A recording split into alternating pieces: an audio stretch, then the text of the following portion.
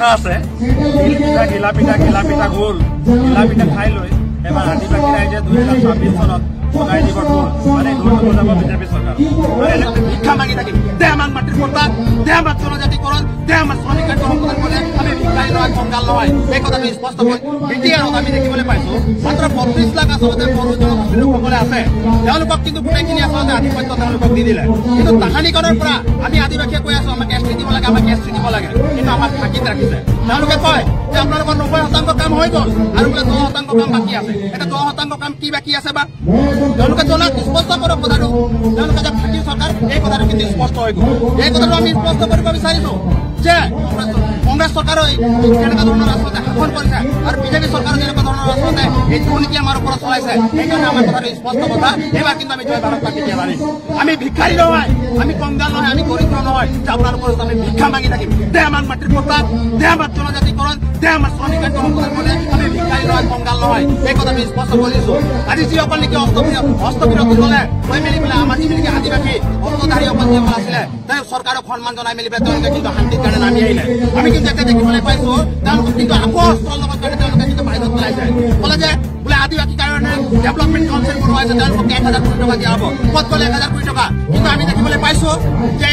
আমাৰ দেখিবলৈ পাইছো যে প্ৰমোদ বৰক ইতিমধ্যে কিন্তু 1000 কোটি টকা কিন্তু পেকেজ ঘোষণা কৰি দিছে এতিয়া আমাক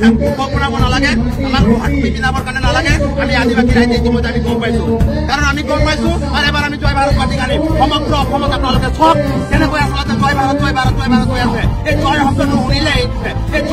শুনিলেই দেখিবলৈ পাইছো হিমন্ত বিশ্ব শৰ্মা ডাঙৰীয়াৰ মাথা মাথাটো আচলতে কাম নকৰা হৈ গৈছে আৰু দেখিবলৈ পাইছো যে সৰ্বানন্দ সোণোৱালৰ মাথাটো কাম নকৰা হৈ গৈছে তাৰ লগত আমি দেখিবলৈ পাইছো অমিত শ্বাহটো চশমাটো বাৰে বাৰে ফুল খাই গৈছে নৰেন্দ্ৰ মোদীটো কোন দেশলৈ গৈছে আমি নিজে মানে গম পোৱা নাই মানে জয় ভাৰত বুলি মেলি পেলাই কওঁতে তেওঁলোকে এইবাৰ মানে আচলতে তেওঁলোকক আমি দেখিবলৈ পাইছো যে ভয়ত কম্পনমান হৈছে আৰু এইবাৰ এনেকুৱা ভূমিকম্প আহিব এইবাৰ এনেকুৱা তুমাৰ বাৰ্তা আহিব এইবাৰ এনেকুৱা চুনামি আহিব 2026 চনত আপোনালোকে যিনেকি আপোনাৰ নিৰ্বাচন আছে এই নিৰ্বাচনত আপোনালোকে দেখিবলৈ পাব যে সংখ্যাত গৰিষ্ঠতা ভোটত আমি কৈছো সংখ্যা গৰিষ্ঠতা আমি ভোট আমি লাভ কৰিম আৰু সংখ্যা গৰিষ্ঠতাৰ ভোটত কিন্তু আমি জয় লাভ কৰিম আৰু এবাৰ কিন্তু আমি আসন গ্ৰহণ কৰিলে আৰু এইবাৰ আমি আসন ল'মেই মানে ডেফিনেটলি ইমান শতাংশ আগবাঢ়িব নহয় প্ৰায় 85% আগবাঢ়িয়ে গৈছে সমগ্ৰ অসমত আপুনি উজনি যাওক নামনি যাওক অসমত যাওক বিহাৰত হওক গোটেইখিনিতে যাওক চাৰিওফালে জয় ভাৰতে হৈ আছে আমাকো দেখিলে গাড়ী ৰখাই মেলি পেলাই ডাইৰেক্ট এটা চেলুট মাৰি কৈ দিয়ে